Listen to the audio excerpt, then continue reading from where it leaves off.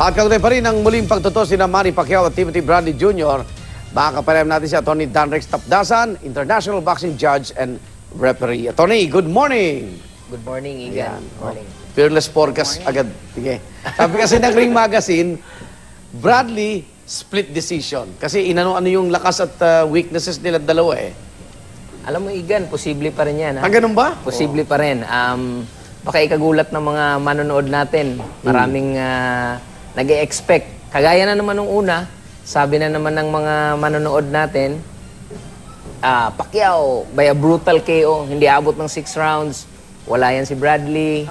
Hindi naman yan, hindi naman yan. He's not worthy to fight Pacquiao. But after fighting Pacquiao, kung ano man ang resulta nun, tinalo niya yung Provodnikov in a very gutsy fight. Tinalo niya yung Juan Manuel Marquez.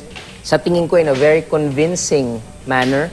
So, Ni Bradley, no? Yes. So, I think now, Bradley deserves to fight Manny Pacquiao again.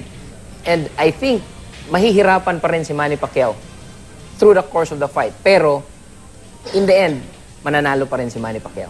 Sa judge decision pa rin yan. Decision pa rin at pipilitin lang ni Bradley na maging boring yung laban.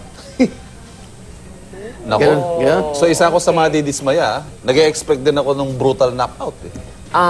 Yes, yun ang nakikita ko na marami ulit madidismaya.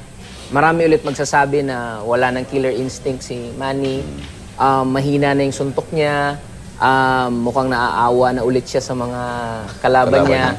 But, pinagdarasal niya. But ito, I think it will be the game plan of Bradley. Pero I think magbabackfire yung game plan ni Bradley sa kanya. Mangyayari dito dahil sa pag-iingat ng husto ni Bradley, magkukulang yung kanyang volume of punches. Na yun ang, I think, yun ang nagdala nung laban nung first fight na naging close at nanalo pa si Bradley. Dahil dun sa volume of punching ni Bradley na ang observation nga ng iba, dun sa majority ng mga rounds, dun sa laban nila, majority of the 12 rounds, si Bradley fought 2 minutes in every 3-minute round.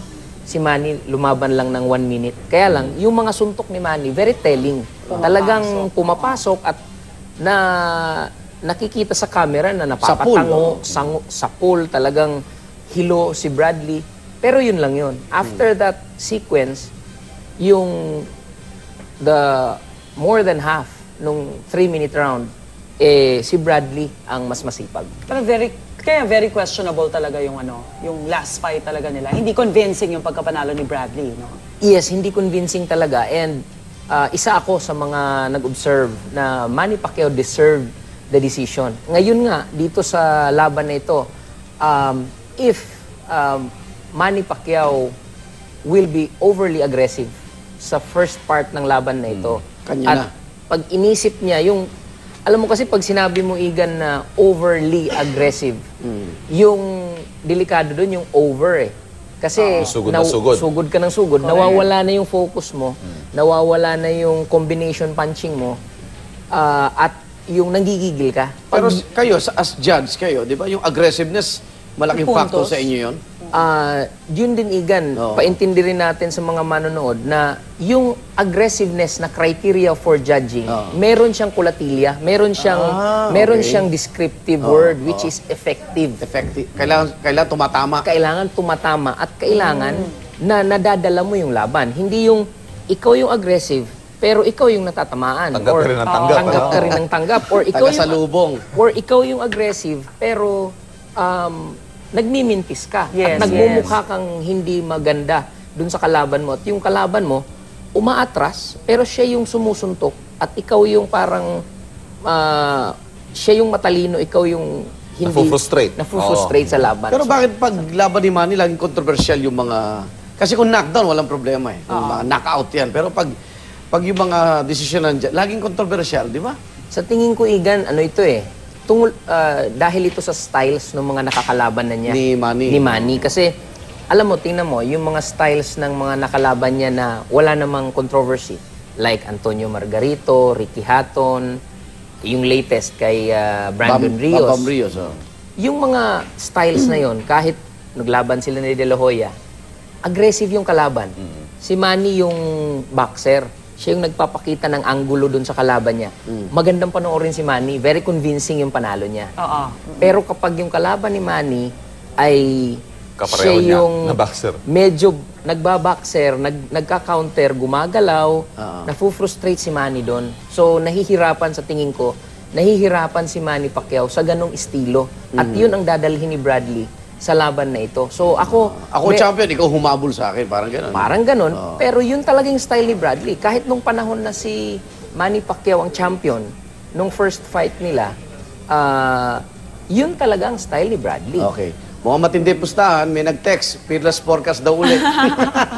Fearless forecast ulit, mananalo si Manny Pacquiao via decision, Okay. but hindi yung hinihintay natin na very, very convincing. It may be Close unanimous. It may be a unanimous decision, but it will still be a very hard-fought and a very competitive 12-round close decision win for Manny Pacquiao. Parang namang sasabay sa init ng panahon naman yung... Ano yan? Wala ka nakitang aksyon o knockout, walang gano'n. Kasi ang mangyayari rito, ang nakikita ko, dun sa first fight, Oh. Bradley, hindi pa niya kilala masyado si Manny Pacquiao. Akala niya yung muscle-bound physique niya, kaya niyang i-bully si Manny Pacquiao dun sa Manakot. first part ng laban. So, dun sa first fight nila, makita mo si Bradley, first 5 rounds, sumusugod siya kay Manny. Ang problema dun, nagbayad siya dun sa katapangan na yun. Dun nasira yung paa niya, Ankle niya, dun nasira yung merong nagka-problema sa ulo niya, hindi siya makalakad after the fight. Nangyari yun first 5 rounds. Naka-wheelchair siya. Oh. Pero nakabawi siya later rounds. Ngayon, nakita na niya yun. Eh, alam naman natin si Bradley, undefeated, matalino. Ba't mo ulitin yun kung nasaktan ka ron? At, so, ang gagawin mo na lang, fight your own fight. Make this fight an ugly fight. Make this fight a boring fight. Kapag umabante si Manny, atras siya. Kapag malapit na si Manny, hawak siya. Ayun. Parang Ganon. may weather, ha? Okay. Ako maghahabulan. Maraming salamat, Atty. Danrek Tapdasan.